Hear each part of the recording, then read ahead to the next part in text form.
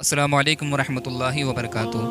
ناظرین گرامی، جس چیز کی نسبت ہمارے نبی صلی اللہ تعالیٰ علیہ وسلم سے ہو جاتی ہے اس چیز کا مقام بھی افضل و اعلیٰ ہو جاتا ہے، اور جو انسان پیارے آقا سے منسوب کسی بھی چیز کا ادب و احترام کرتا ہے تو اللہ رب العزت اپنے اس بندے سے خوش ہوتا ہے اور اس کی مدد بھی فرماتا ہے۔ اس کا اندازہ آپ اس واقعے سے لگائیں کہ بغداد کے حاکم ابراہیم ابن اسحاق نے ایک رات خواب میں حضور اکرم صلی اللہ تعالیٰ علیہ وسلم کو دیکھا اور حضور نے اس سے فرمایا قاتل کو رہا کر دو۔ یہ حکم سن کر بغداد کا بادشاہ کانپتا ہوا اٹھا اور اپنے وزیروں سے پوچھا کہ کیا کوئی ایسا مجرم بھی ہے جو قاتل ہو؟ وزیروں نے بتایا کہ ہاں، ایک ایسا شخص بھی ہے جس پر الزام قتل ہے۔ بغداد کے حاکم نے کہا اسے میرے سامنے لاؤ، چنانچہ اسے لایا گیا۔ حاکم بغداد نے پوچھا کہ سچ سچ بتاؤ واقعہ کیا ہے؟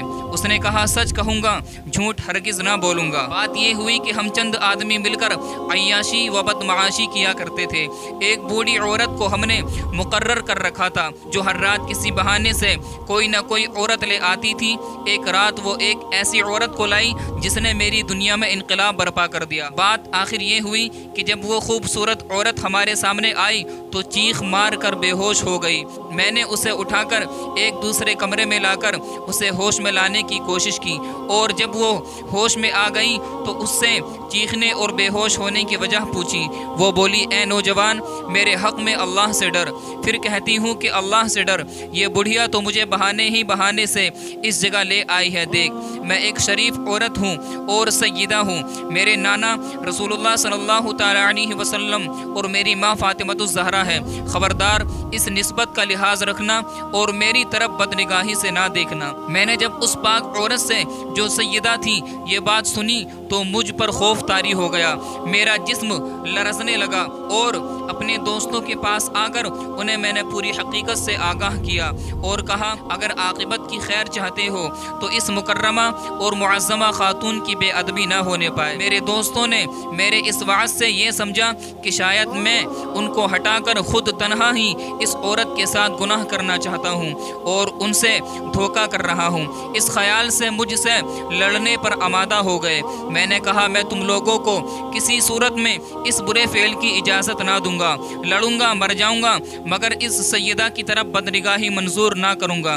چنانچہ وہ مجھ پر جھپٹ پڑے اور مجھے ان کے حملے سے ایک زخم بھی آ گیا، اور اسی اثنا میں ایک شخص جو اس سیدہ کے کمرے کی طرف جانا چاہتا تھا، میرے روکنے پر اس نے مجھ پر حملہ کر دیا تو میں نے اس پر چھری سے حملہ کر دیا اور اسے مار ڈالا۔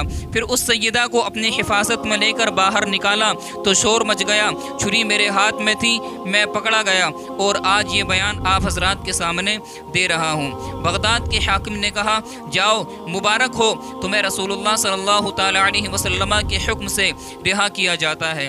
عزیز دوستو، اس سے ہم لوگوں کو سبق ملتا ہے کہ ہمارے حضور صلی اللہ تعالیٰ علیہ وسلم اپنی امت کے ہر نیک و بد آدمی اور ہر نیک و بد عمل کو جانتے اور دیکھتے ہیں، اور یہ بھی معلوم ہوا کہ حضور کی نسبت کے لحاظ و ادب سے آدمی کا انجام اچھا ہو جاتا ہے۔ لہذا ہر اس چیز کا دل میں ادب و احترام رکھنا چاہیے جس کا حضور صلی اللہ تعالیٰ علیہ وسلم سے تعلق ہو۔ ناظرین گرامی، اس انسان نے جو کہ بدکار تھا، زانی تھا، پیارے آقا صلی اللہ تعالیٰ علیہ وسلم کی صاحبزادی کا ادب کیا، احترام کیا، تو اللہ پاک نے اس کو یہ صلاح عطا فرمایا کہ خود پیارے آقا نے اس بادشاہ کے خواب میں آ کر حکم دیا کہ اس انسان کو رہا کر دو۔ سبحان اللہ۔